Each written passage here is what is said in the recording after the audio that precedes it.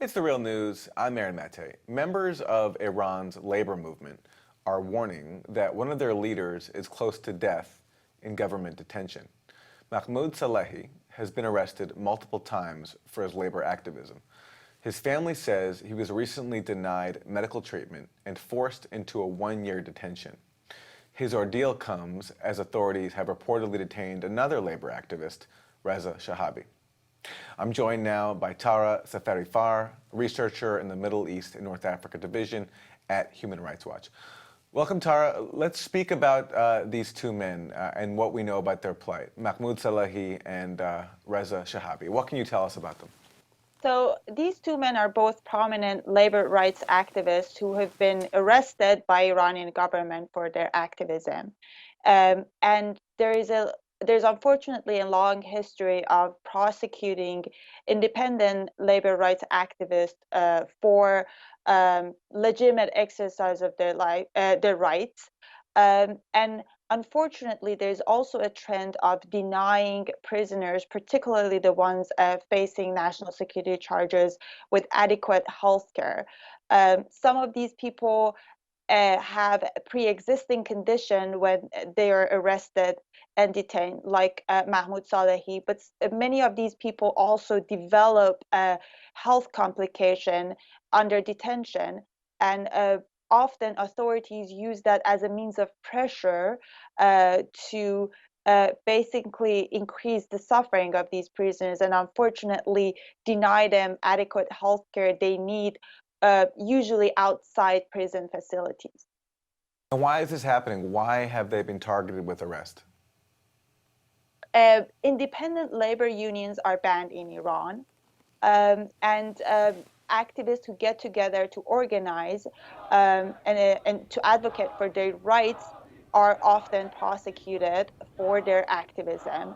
Uh, and unfortunately, this is the same trend that we see with repression against other human rights defenders and journalists, and the government that is trying to control the space for activism and not allowing for different groups in the society to organize and advocate for their rights.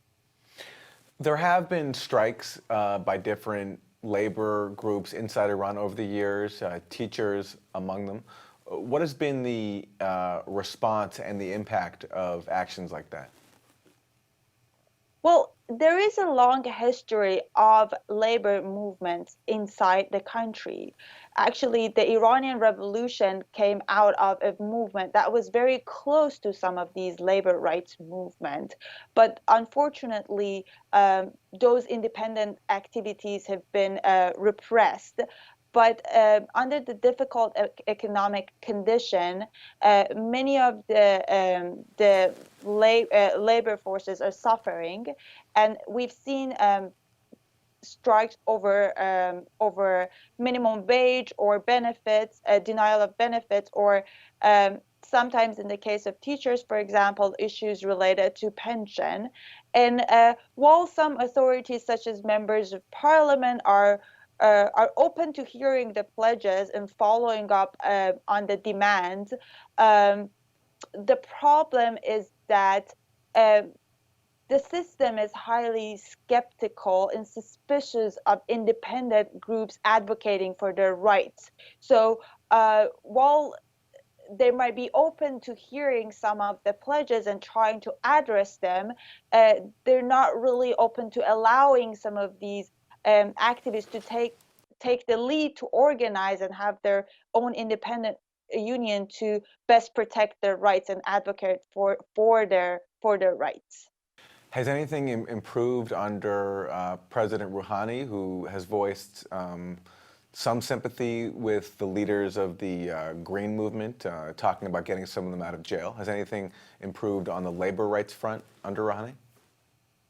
Unfortunately, I don't think anything tangible has improved with the situation of labor rights movement, particularly um, their access to form independent union.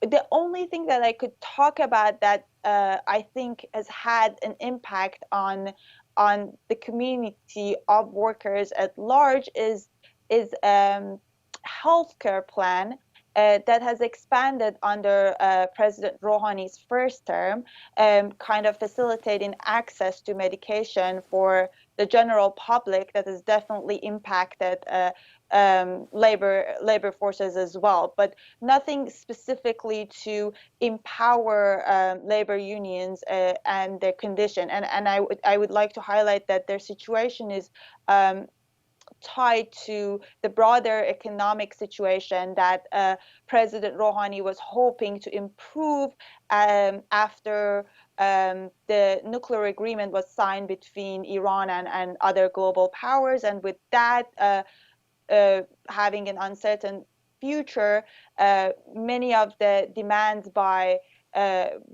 people inside the country are also being pushed in the margin. Right. So let me ask you on Iran's economic conditions and the prospects for improving that under the Iran deal. I mean, a big reason why Iran's economy has struggled is because of the international sanctions. And I'm wondering, especially now with Trump doing what he can to undermine the relief that Iran was supposed to get under the Iran nuclear deal, how have the sanctions impacted movements like that of workers inside Iran and their plight? How has the dire economy and the sanctions impacted their struggle? The nuclear deal, as you mentioned, was purely about Iran's nuclear activities and that the scope of the activities, but promised certain economic benefits for the Iranian government. And I think the approach by the U.S. government to undermine an internationally agreement, basically, and introducing uncertainties to that has weakened generally the reform agenda in Iran and has given the upper hand to hardliners who've always argued against trusting the international community for cooperation. And uh, and of course, many actors and stakeholders hope that new engagement with Iran would also come in a package that certainly include human rights, particularly the rights of workers, if any investment is about to open. But because all of those have been slowed down as a result of the uncertainty introduced into this environment, many of those issues are also kind of up in the air, and everyone is waiting to see what is going to happen in the coming future. But I don't think the U.S. government's rhetoric that has unfortunately been politicizing the human rights problems in Iran has helped the pledge of Iranian people to improve their rights. Right. And, just from an organizing perspective, I imagine that it's, when your economy is crippled, it just makes it that much harder to organize workers because everyone is all the more focused on trying to survive and make ends meet. I would imagine so. I don't think the economy has felt the impact of U.S. new policy yet, but because of the external threat that the system perceives to exist at this point, the space for organizing could shrink. And we had seen that before when basically the threat of war or any sort of aggression rises, the Iranian government is more aggressive in cracking down against dissent. So that would also be a danger, not just the economic impact, but also the space for activism. Right. So finally, with these two men, these two imprisoned activists, labor activists, Mahmoud Salehi and Reza Shahabi, what is Human Rights Watch calling for? We are calling for their unconditional release because we believe that they have been prosecuted for their activism. And meanwhile, I think first thing that the Iranian government, particularly the Iranian judiciary, should secure is their adequate access to medical care, because there are reports that Reza Shahabi was also transferred to a hospital to see a specialist, but he was shackled in the hospital. Those are clearly inhuman treatment, and they should stop. And these men should have access to adequate health care immediately, and be freed unconditionally, because they are being prosecuted for something that is not a crime. Tara Safari-Farr, researcher in the Middle East and North Africa Division at Human Rights Watch, thank you. Thank you. And thank you for joining us on The Real News.